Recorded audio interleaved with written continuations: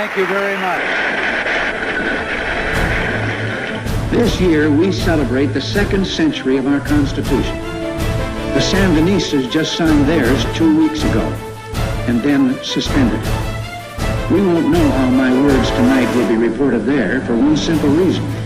There is no free press in Nicaragua. Nicaraguan freedom fighters have never asked us to wage their battle, but I will fight any effort to shut off their lifeblood and consign them to death, defeat, or a life without freedom. There must be no Soviet beachhead in Central America.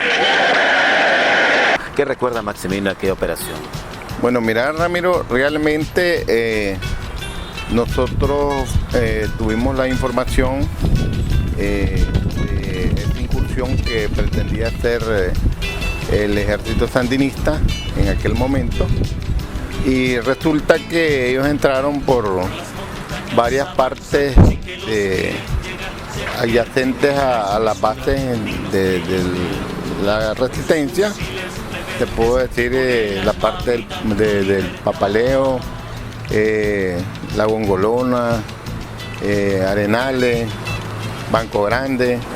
Sin embargo, nosotros éramos realmente los que conocíamos la zona y consecuentemente ellos no pudieron cumplir la misión, se quedaron a medio camino y fueron realmente abatidos por las tropas de la resistencia nicaragüense.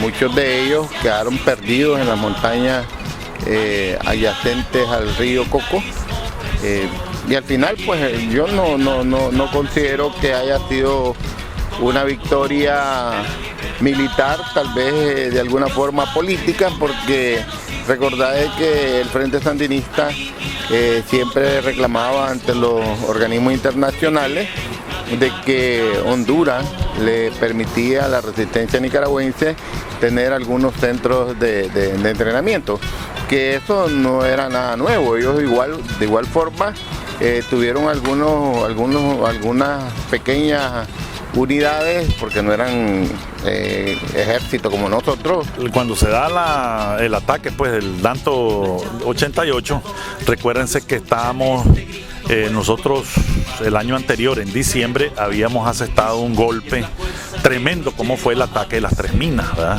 El ataque de las Tres Minas, que nos tomamos Ciuna, Bonanza y Rosita.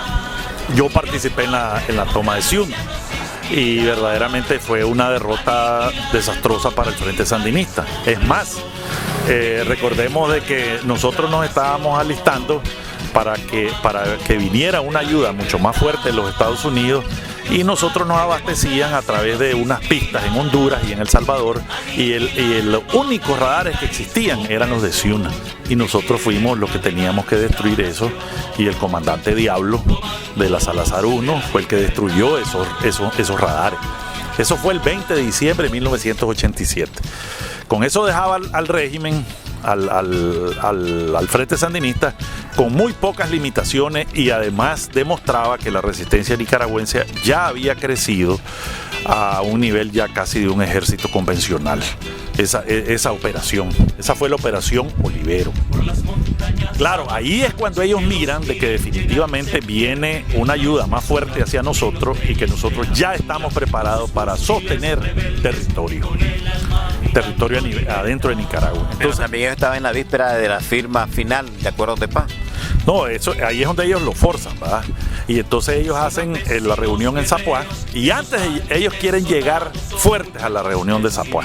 Entonces se inventan lo que era la Dantos 88.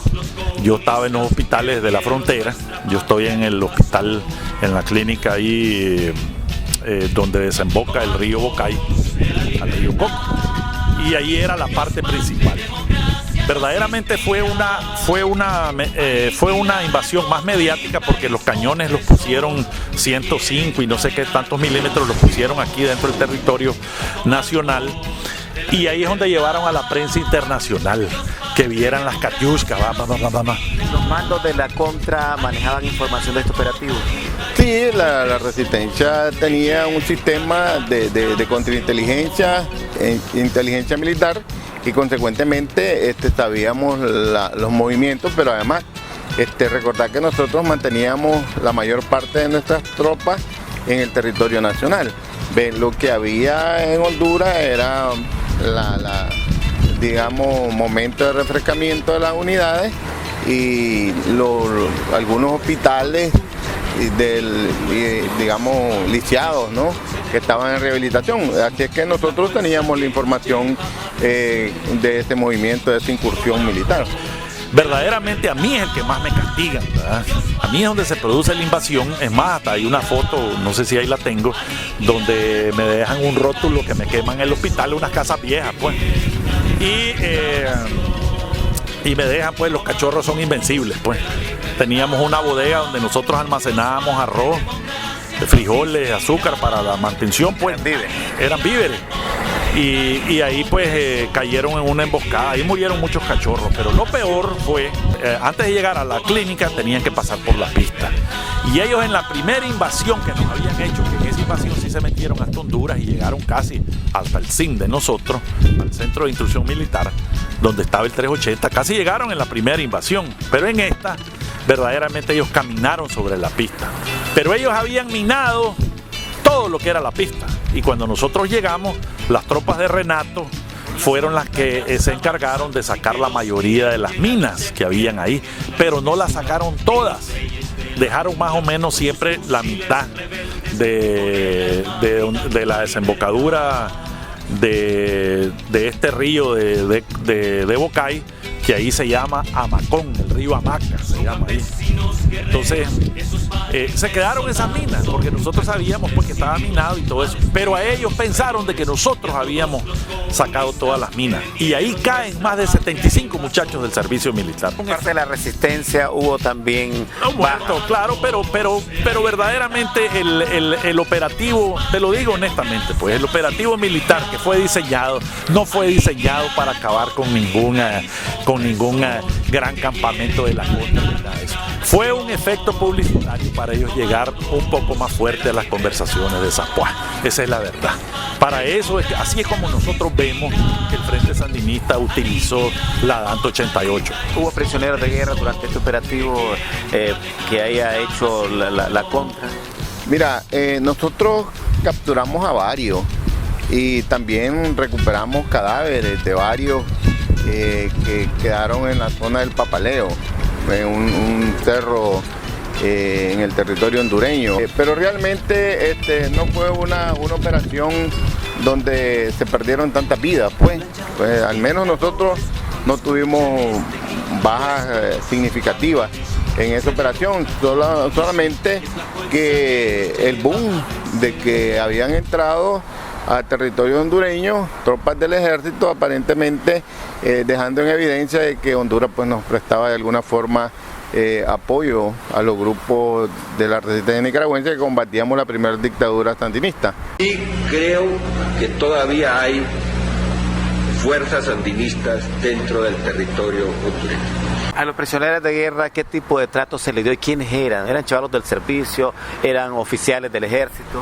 Cuando vas a capturar en un combate a tu adversario, no le preguntas si tiene rango o no tiene rango, pero realmente fíjate que la resistencia nicaragüense es la primera guerrilla o grupo irregular en América Latina que de forma voluntaria asumió y se adhirió al Pacto Internacional de Ginebra con relación a los prisioneros de guerra, que es lo que nosotros hemos dicho, y eso lo mantuve hace unos meses, de que ese pacto internacional, donde Nicaragua también ha suscrito, obliga a los gobiernos a respetar la integridad física de los privados de libertad, a los prisioneros de guerra, los capturados en combate.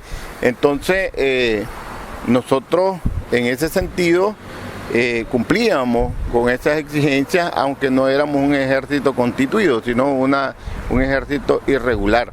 Ahora bien, personalmente me tocó ser el presidente del Tribunal Militar de la Resistencia Nicaragüense y me tocó juzgar inclusive a varios comandos y comandantes cuadros que violaban los derechos humanos, y eso pues quedó en evidencia con un organismo de derechos humanos conocido como la American Watch, que estaba en Washington, D.C. ¿cuál fue el comportamiento de los prisioneros de guerra? ¿Colaboraron? Porque siempre cuando se captura un prisionero de guerra se pide la colaboración de ellos en cuanto a información. Recordar que ¿Hubo temor de ellos de que ustedes los aniquilaran? No es para menos que les daba, me imagino, en algún momento miedo, terror, porque la dictadura le inculcó a esos jóvenes y a sus militares de que éramos mercenarios. Que hasta los niños se comían. Es correcto, pues, ¿me entiendes? Entonces realmente era natural que tuviesen miedo, pero fíjate qué bonito que esas personas, varios de ellos que fueron capturados en combate, al final fueron parte de la resistencia, se incorporaron a las unidades militares de la resistencia nicaragüense, inclusive muchos de ellos fueron hasta cuadros de la resistencia, comandantes de la resistencia. Yo recuerdo en el 84 cuando a mí me pegaron un balazo en la cabeza allá en Son Popera, en el mes de abril, una muchacha que había sido radiooperadora del ejército sandinista, 3 días antes habíamos tenido un combate y la capturamos. Y el día que a mí me tiraron, esa muchacha se defendió y nos defendió, porque con el grupo que yo quedé tirado en la cuneta, en la carretera, apenas éramos 10, porque el resto de las tropas ya las habíamos pasado. Y esa muchacha tomó un fusil y comenzó a disparar contra sus antiguos compañeros. ¿Por qué? Porque muchos de ellos eran realmente obligados a combatir contra la resistencia, creyendo de que realmente éramos mercenarios, pero al vernos se dieron cuenta que no, que éramos igual nicaragüenses, campesinos, gente humilde, que queríamos el cambio, como en efecto se logró en 1990 con el triunfo de Doña Violeta. La historia pues muchas veces no se cuenta completa, ¿verdad?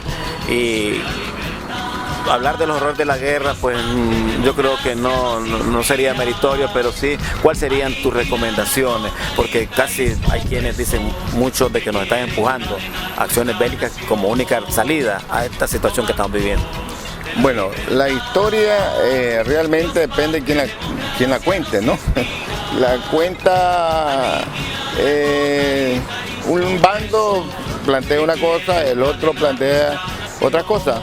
Pero siendo realista, quiero decirte, y ya lo he expresado públicamente, que los nicaragüenses deberíamos de estar trabajando por consolidar un país en paz, un país donde realmente los derechos de cada uno sean respetados.